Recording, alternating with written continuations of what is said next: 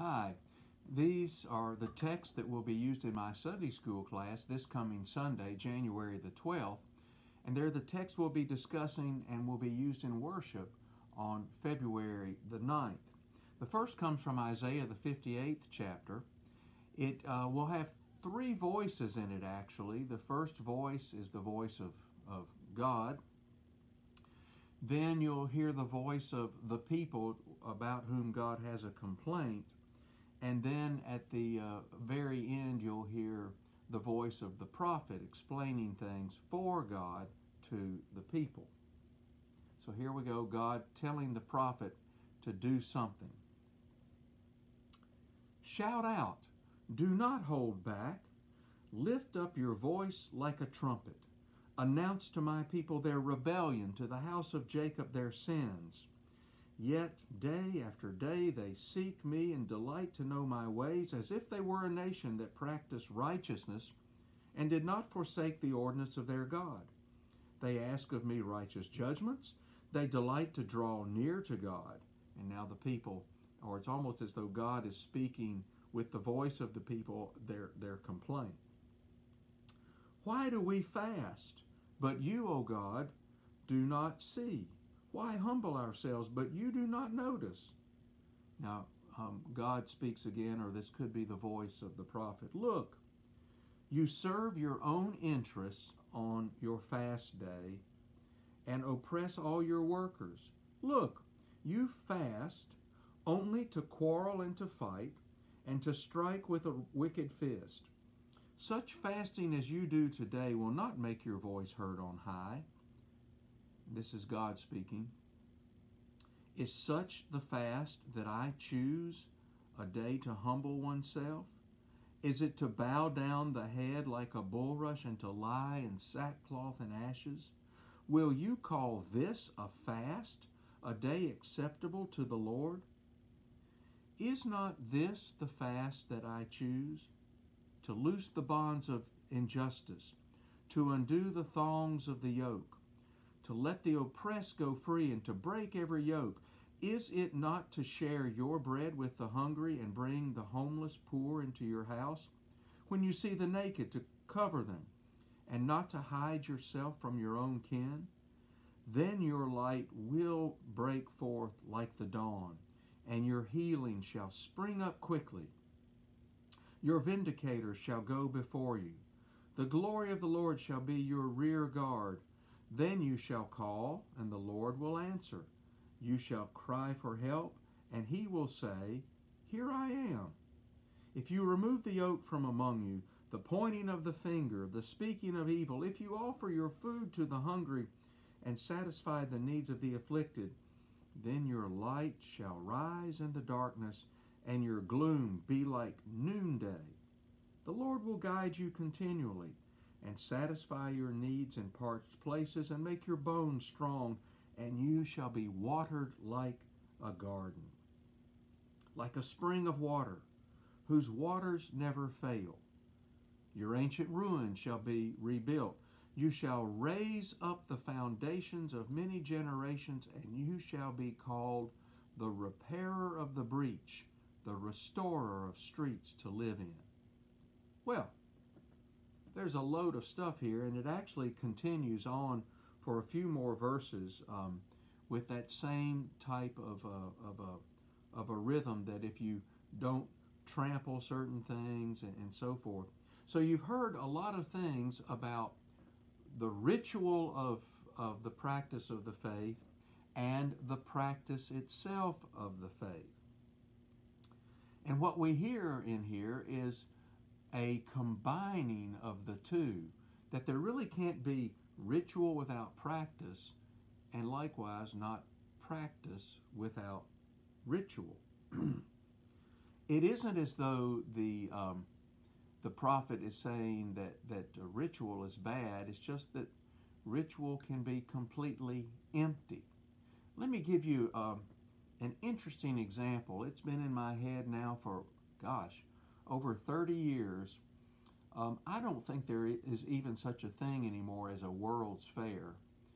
But I recall in 1982, There was a World's Fair held in, I believe it was Knoxville, Tennessee. And there was an element that came out in the paper that drew some national attention just as the World's Fair was preparing to open.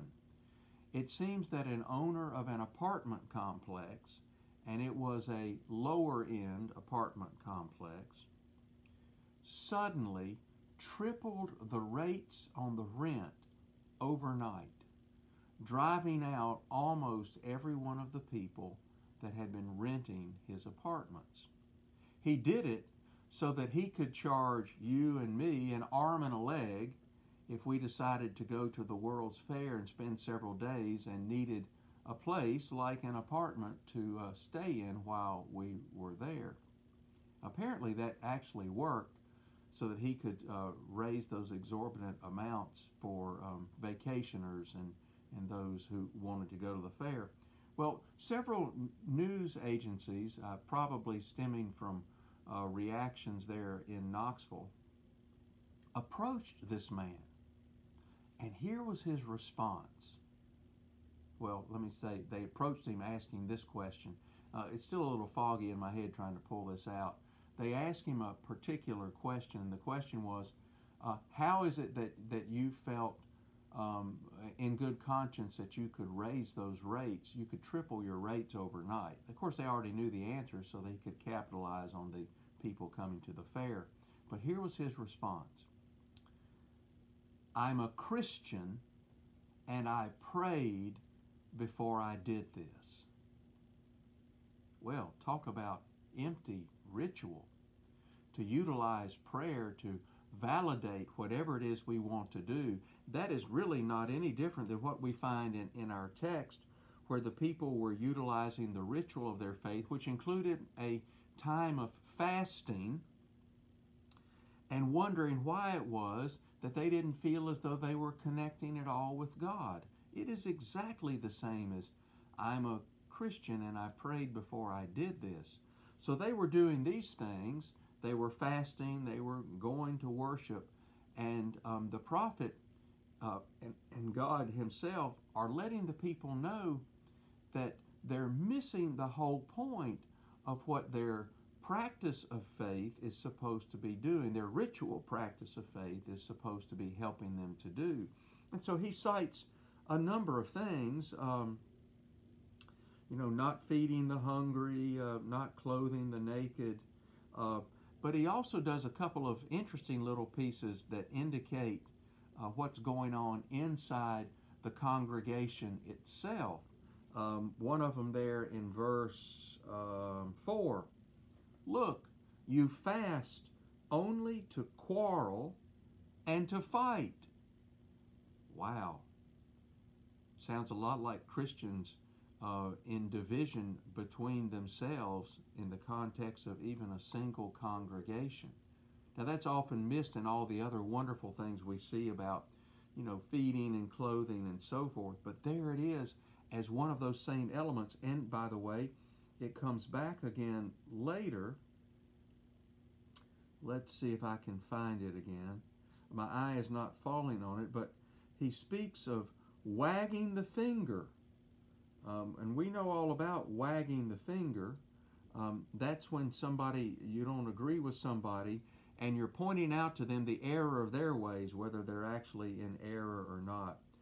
You can reread it and find it for yourself. For some reason, I can't find it with my eyeballs again, but it's there as a sort of a second notion, similar to that first one about you fast only to quarrel. We might say you pray and sing the hymns only to quarrel. So hold that as well as these other elements. The church is often really good about talking about clothing and feeding, while we tend to ignore some of the finger wagging and the infighting. It's almost as though that what our prophet is reminding us here is that both are part of the same whole, and that where our ritual of worship is involved, it is empty if in fact we are separating ourselves from our fellow Christians who are also at worship with us by wagging the finger or looking to quarrel and start a fight. Very powerful notion, I think, with regard to how we're to live with each other and in community. And clearly, the intent of this entire passage is for the people to understand that their connection with the eternal Father in heaven is a connection that's supposed to manifest itself in their engaging in life here on earth. There was an old singer whose name escapes me that used to be a part of Billy Graham crusades way back, even into the 70s, probably the 60s as well. And she used to say, and you've probably heard this, some people are just too heavenly minded to do any earthly good. Now, I'm not going to say that that's equivalent to what's going on here, but it certainly is kin to it, to somehow think that our prayers and our hymns and our attention at worship is in itself and by itself the full expression of our faith. You know, the Bible never says that in any place, that that's the full expression of our faith. Our faith is made manifest in what we do, in how we care and how we share with those around us, whether they're part of our social network or not. It has to do with who we are beyond the doors of the sanctuary, as well as who we are entering the doors of the sanctuary. The second text that I'm going to be using comes from the Gospel of Matthew, chapter 5, part of the Sermon on the Mount. And oh, by the way, I don't know if I've mentioned this in class before or not, but any number of scholars, and it probably began with archaeologists, wonder whether this should be the sermon at the Mount or near the Mount as opposed to on the Mount. And a reason for that comes as an exploration of the traditional site of where it's believed the Sermon on the Mount took place. And yes, on top of the sermon, on top of that mountain, right there by the Sea of Galilee, is a little shrine where much later people just assume that must be the area, that peak right there from where Jesus spoke. But what is curious is that at the very bottom of that mountain there is a natural amphitheater. And it's actually been tested so that if someone were standing at the base of that amphitheater and speaking, more than 5,000 people sitting in the round on that natural amphitheater at the foot of the mountain could easily hear what was going on. If you think of an old Greek or Roman outdoor theater with all of the seats stacked and rising very high and the theater down below, and if you've ever had the chance to go to one of those and stand at the bottom and speak, and people up above being shocked that they can hear you without amplification, that's exactly the situation here at the foot of this very same mountain. So it raises just an interesting point about things that we think of traditionally. And besides, when it says Sermon on the Mount, why couldn't the on the mount be the people in attendance? When we say the sermon in the church, we don't mean that the preacher alone was in the church. Why not Sermon on the Mount, meaning that the preacher himself was not on the mount, but that it was delivered and the people themselves were on the mount? Anyway, that's just an aside, and I know that you in my class like those kinds of things. So anyway, this text coming, I'm in Mark instead of Matthew. This text coming from a piece of that Sermon on the Mount, Sermon at the Mount, Sermon at the foot of the Mount. And it is, I think, an interesting pairing with this Old Testament text. From chapter 5, beginning with verse 13. Verse 13, by the way, stands alone. Verse 14 stands alone. And then verse 17 through 20 stand alone. They're paired together for this Sunday and I'm going to try to pull them together in our discussion here. Begins with a very familiar piece. You are the salt of the earth. But if salt has lost its taste, how can its saltiness be restored? It is no longer good for anything but to be thrown out and trampled underfoot. You are the light of the world. A city built on a hill cannot be hid. No one, after lighting a lamp, puts it under a bushel basket, but on the lampstand, and it gives light to all in the house. In the same way, let your light shine before others, so that they may see your good works and give glory to your Father in heaven. Do not think that I have come to abolish the law or the prophets. I have not come to abolish, but to fulfill.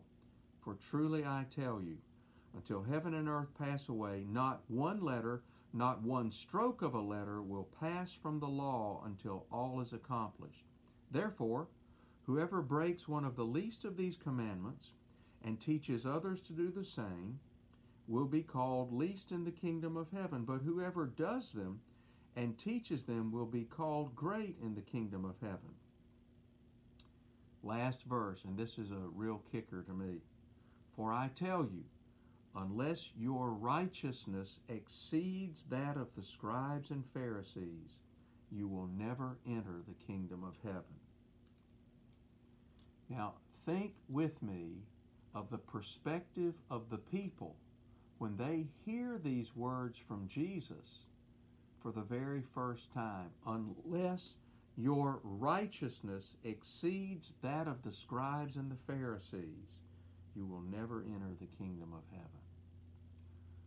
Well, from the perception of the people, what group is the most righteous group of people they could single out? It would certainly be the scribes and the Pharisees. Why, these are the people that know every shred of every law. Here's a wonderful little tidbit. And if you were not a reader in that day, or if you were a reader but were simply too busy day to day and week to week doing grinding labor in order to help your family survive, you wouldn't have had the time that Pharisees would have had to contemplate every nuance of the law to make certain that they were not breaking it. But here's a wonderful little tidbit. One of the laws, and I may get the distance wrong, but I think it would equate to about a half a mile in American terminology. If you traveled more than half a mile on the Sabbath, it was considered work to travel more than that far from your home. If you were traveling within the vicinity of your home less than that, you were okay. You weren't breaking the law.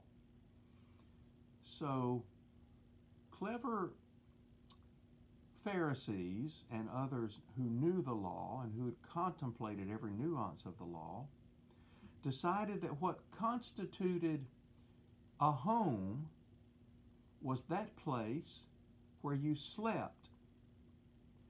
And so, in order to walk as far as they wanted, they would take a simple sleeping mat and roll it up. Picture the mats that are used for yoga class and things like that today. And they'd roll it up, sling it across their back, and go about their merry way as far as they wanted to go, because they were never going to be a half mile from home when home was on their back.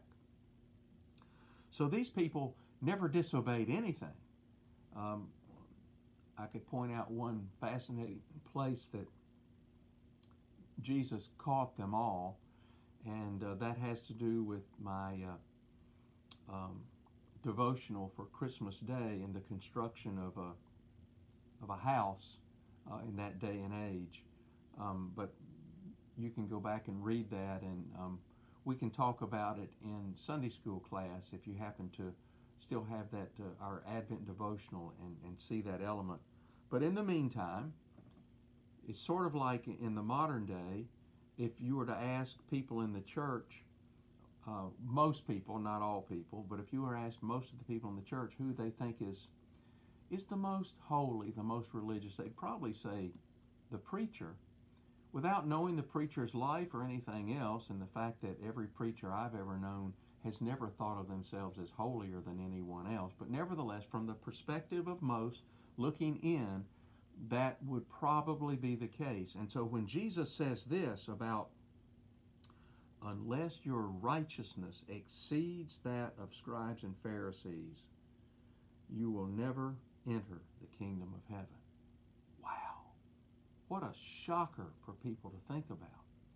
So what it means is that Jesus has something different in mind about righteousness than jumping through all the right hoops, saying all the right prayers, singing in four-part harmony on all the hymns, and anything else that we would always think about as somehow being a symbol of the devoutness of our faith. Why, I think this goes right back to what the prophet is saying to the people, to what God is challenging the people about by saying that the way they fast means absolutely nothing because they're still wagging the finger and not feeding the hungry and using their religious ritual to pick fights with each other, that these are the very things that indicate that one's practice of faith is not very righteous. I have a little trouble with this word righteous and righteousness because we've learned also in the New Testament from Paul that it was Abraham's faith that was counted to him as righteousness. So there was this relationship, this ongoing interchange with God that was important. We might say something similar about the person of King David, who, in addition to being a brilliant military tactician, we see from the saga of his life that he was not a very goody-goody type person, let's say that. And yet there's a phrase in Samuel where God says, that there's a man after my own heart. That's not using the word righteous or righteousness necessarily, but it sure means that he's a favorite of God. And what do we see? We see somebody that continually is engaging and is active in his life and in recognizing his own liabilities. Let's say that. So I think that we can pair it when we recognize the things that we find ourselves insufficient in or unable to accomplish to the full, as opposed to ignoring those things. Such as you and I will never be able to feed all the hungry, clothe all the naked. And sad to say, we'll never quit wagging our fingers all the time. But to recognize those limitations and to recognize then that despite our most fervent efforts to connect with God, that we're still going to come up short, I think then becomes an element of righteousness because our eyes are opened to the things that need to be done that we're not doing and to the things that we are doing that we shouldn't be doing. Well, these are the lessons. I'm skipping the 1 Corinthians lesson. I'll be interested to see if you find a linking with 1 Corinthians, the text, which was set out through the email, and these two texts. Otherwise, I'll look forward to seeing you Sunday, and as always, if you find somebody else you'd like to invite, they'll certainly be welcome as we meet together at 9:30 over in the seminary building on the Sharon Presbyterian campus.